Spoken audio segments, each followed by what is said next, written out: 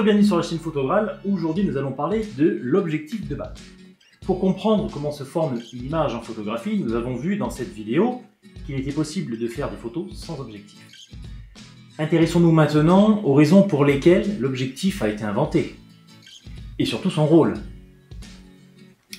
Alors oui, c'est vrai, les photographies prises avec un sténopé ont un certain charme, une touche créative originale, un parfum d'ancien temps, etc. Mais avec ses limites.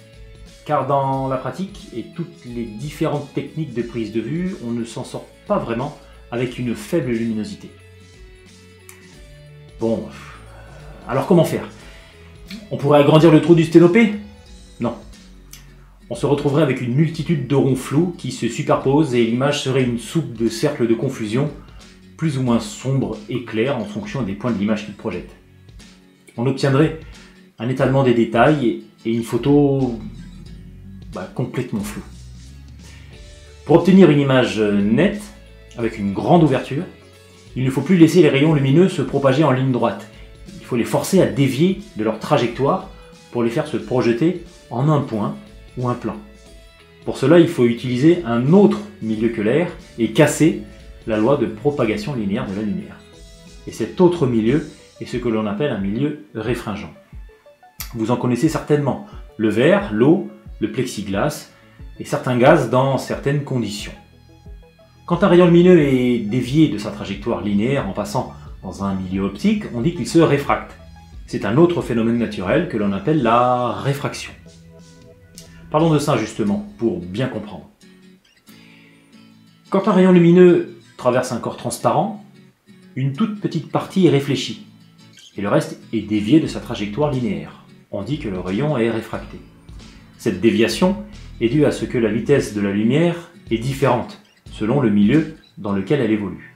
Par exemple, dans le vide, la vitesse de la lumière est de 300 000 km par seconde. Dans un autre milieu que le vide, la vitesse de la lumière est ralentie. Dans l'eau, par exemple, sa vitesse est de 225 000 km par seconde. C'est cette perte de vitesse qui provoque la réfraction, donc la déviation des rayons lumineux. Vous avez déjà vu une paille dans un verre d'eau? On dirait qu'elle est cassée et tordue. Eh bien c'est ça, la réfraction. Donc nous voici avec notre grande ouverture pour y mettre un élément réfringent. Oui, mais lequel? De quelle forme? Plane comme une vitre? Ben non. Avec des facettes comme un prisme? Ah, on s'approche. Eh bien on va prendre les deux et on va combiner tout ça pour créer un élément optique. Une lentille. Mais pas n'importe laquelle. Ça sera une lentille convergente. Une loupe, par exemple, est une lentille convergente. Cet élément optique se comporte comme un nombre infini de prismes qui réfractent la lumière de façon uniforme et régulière. Tous les rayons lumineux parallèles en provenance de l'infini, passant au travers de la lentille, se verront concentrés en un point net qui n'est autre que le foyer de la lentille. Qu'en est-il si l'objet n'est pas à l'infini?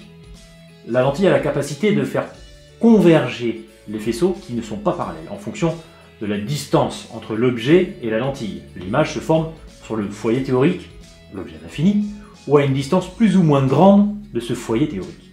Autrement dit, la distance lentille-plan focal ou tirage de l'appareil dépend de la distance focale de la lentille et de la distance de prise de vue. Le plan focal, donc l'image nette, se déplace le long de l'axe optique en fonction de la distance de l'objet photographié. C'est ce qui se passe quand l'objectif se met à faire la mise au point. Le moteur éloigne ou rapproche le groupe de lentilles pour projeter une image nette sur le plan focal, capteur au pellicule, qui lui est fixe. Nous reviendrons sur la notion de distance focale. Le rôle de l'objectif est donc d'obtenir une image ponctuelle, malgré une grande ouverture, et ce, avec une lentille convergente simple. L'inconvénient par rapport à un sténopé et son trou minuscule est que l'image est nette uniquement à une distance précise.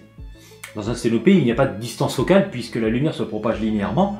Pour un cadrage plus serré dans l'image, donc une image plus grosse, il suffisait d'avoir un tirage plus long et un tirage plus court pour avoir une image plus large et donc une image plus petite. Quand on remplace le trou du sténopé par une lentille convergente, cet avantage n'est plus possible.